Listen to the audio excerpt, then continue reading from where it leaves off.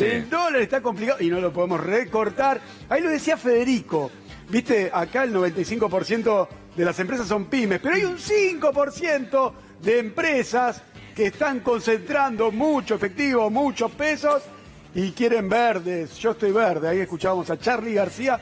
Y sí, contado con liquidación, el dólar MEP, el dólar que se hace en la bolsa, es los pesos a través de las finanzas se transforman en verdes y hay mucha presión. Está superando los 100 pesos. Sucede que muchos exportadores e importadores, el comercio exterior, toma o quiere tomar este dólar como referencia incorrectamente, ¿no? Porque el dólar comercial es el dólar oficial, 68 claro. pesos. Pero la realidad es que muchos intentan tomar este dólar y ahí donde se pone presión al precio, a los precios, a la inflación.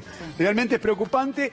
Hay que recordarlo, chicos, Claudia, Agostina, vos que sos laburante, que sos trabajador, que cobraste por ahí el 50, 60% de tu salario, solamente podés comprar $200 y pagando el 30% de impuesto. Y seguro que te preguntás, si vos no comprás dólares, ¿quién compra dólares? Y claro, los sectores concentrados, lo venimos diciendo, que el gobierno debe tomar medidas en el contado con liquidación, en el dólar MEP.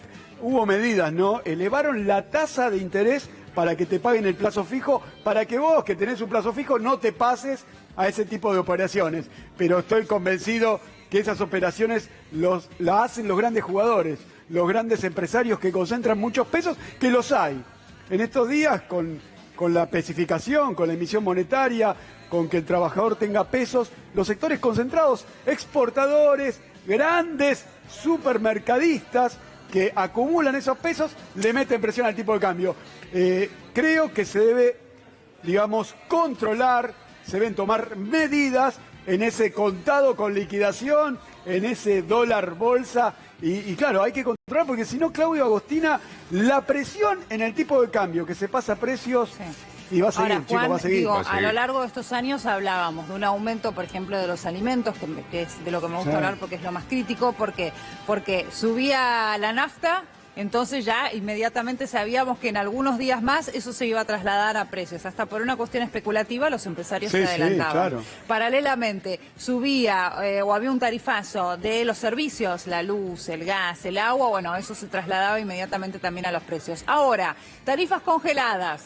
El precio de la nafta congelado, el petróleo en baja. Lo escuchaba Tuni recién, claro. Claro, entonces digo, la gente del otro lado dice, escúchame, ¿qué tiene que ver que ahora a un mercado al que ni siquiera yo puedo acceder para comprar o puedo comprar $200, ¿por qué hoy voy al supermercado y veo que las cosas no paran de subir? Sí, lo que nosotros economistas tratamos e intentamos de exponer son a los especuladores.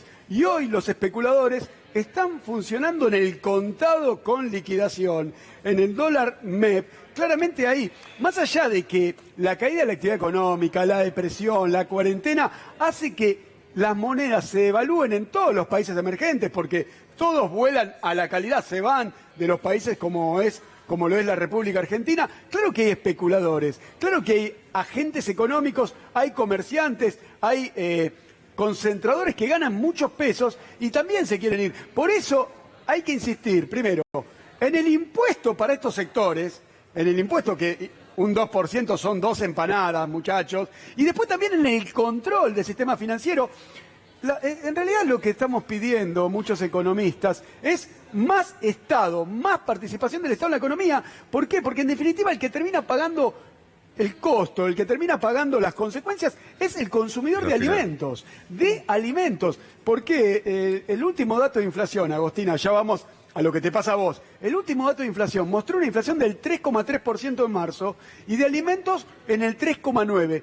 Y eso muestra claramente que cuando vos tenés 50 categorías y 2.300 productos con precios máximos, no puede ser que haya habido un 3,9% en remarcación de alimentos. Y eso tiene que ver con el dólar, con el contado con liquidación, con el dólar MEP, con los sectores especulativos financieros. Insisto, ¿no, chicos?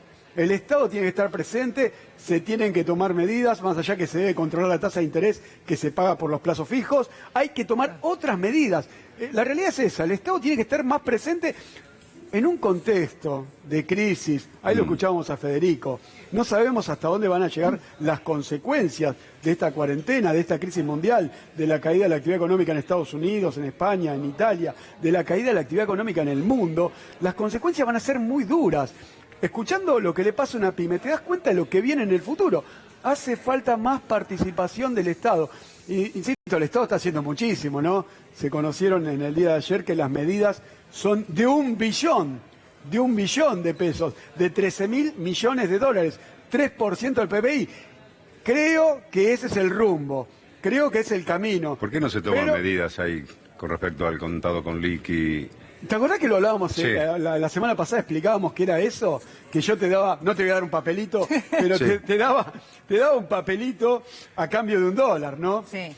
¿Qué sucede? Vos con pesos comprás un instrumento en dólares, con pesos comprás un instrumento que después te hace de dólares. Esa es la forma que te la fugás, que te la llevás.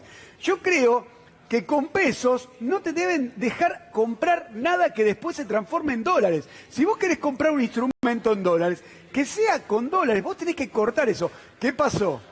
El campeón de la Champions League en el año 2008 transformó ese papel en un bono dual, que vos lo podés operar en pesos y en dólares. Eso fue una herencia que nos dejó Luis Toto Caputo cuando fue presidente del Banco Central, llamado el campeón de la Champions League, que creo que sabía lo que hacía. Pero igual yo creo que hoy se debe cambiar eso, no se debe poder comprar un título en dólares con pesos. Si el trabajador, que no puede comprar más de $200, ¿por qué permitimos que los grandes sectores concentrados, especulativos, puedan hacerlo? Yo creo que las medidas se vienen, Claudio, Agostina. Nosotros lo venimos diciendo, se viene viendo cómo meten presión en el tipo de cambio. Estoy convencido que el Banco Central lo está analizando, pero nosotros no podemos dejar de decirlo porque los perdedores son los que pagan los precios de los alimentos por encima del precio y los ganadores son los que se llevan los dólares afuera. Son medidas que en su momento, bueno, fueron necesarias. Se suponía que iban a controlar la inflación, pero lo que hicieron fue erosionar también a lo poco que iba quedando de la clase media, ¿no? Porque aquella clase media que podía acceder, por ejemplo, a comprarse alguna cosita importada, hacer un viaje, lo que fuera, ya es imposible. Además hay un traslado a precios que destroza no solamente a la clase media, sino a la clase más crítica, que ya le cuesta mucho acceder a los alimentos. Es decir, no hubo un beneficio, digamos, se está pagando $1 porque lamentablemente los empresarios se rigen no por el dólar oficial al que nadie puede acceder. Lamentablemente, Agostina, Claudio, cuando hablamos de la clase media que está peleando no caer en la pobreza, lamentablemente cuando no se tiene acceso a productos de bienestar que están marcados por el dólar o al mismo dólar en sí para poder viajar y las restricciones que hay, tenemos que decirlo, ¿no? Hay mucha gente, muchos ciudadanos argentinos que de clase media van a pasar a ser pobres. Y no es porque uno lo esté deseando, sino que la realidad de una caída de la actividad económica, de una caída del PBI, de una caída, ahí veíamos a Federico, una pyme, ¿no?, que quiere subsistir, pero él lo dijo muy claro, cada vez que abre la pyme para producir, está perdiendo dinero. No solamente le alcanza a la pyme que le paguen el salario, no solamente le alcanza a la pyme con que no pague impuestos. La pyme tiene otras cuestiones para funcionar, tiene costos, tiene muchas herramientas que tiene que pagar. Lamentablemente, la caída de la situación económica necesita mucha participación del Estado. Creo que ese es el rumbo, creo que el gobierno así lo entiende y creo que está tomando